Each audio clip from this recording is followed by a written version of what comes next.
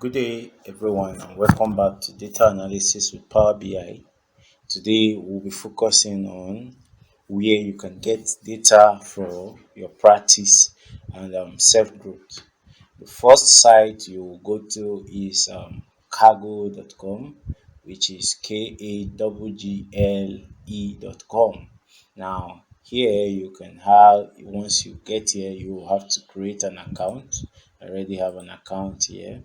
Now you can go to this section where it says data set. Now you could see there are plenty data sets here. Another place you could go to is the data.gov. The data.gov is a US site where you can also get data.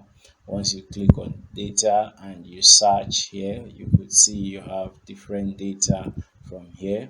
Another one which is also very good is the Google Dataset. Google here, what you have to do is you go to um, dataset search.research.google.com.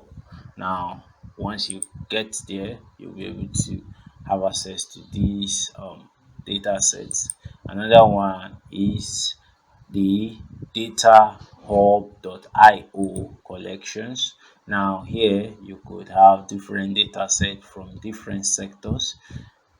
Another one you could go to is the UCI repository, where you have an endless list of data sets you could get. Another one is data.earth. These are places you could get data from.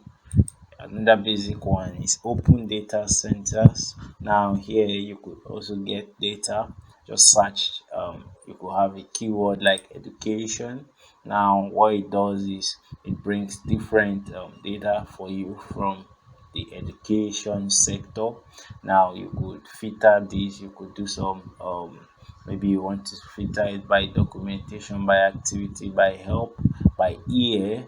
Now by the type, whether it's CSV, a document, a PDF, a JSON, all this could be done from here. You could also go to World Health Data Center, which is located at apps.who, that is app.who.international.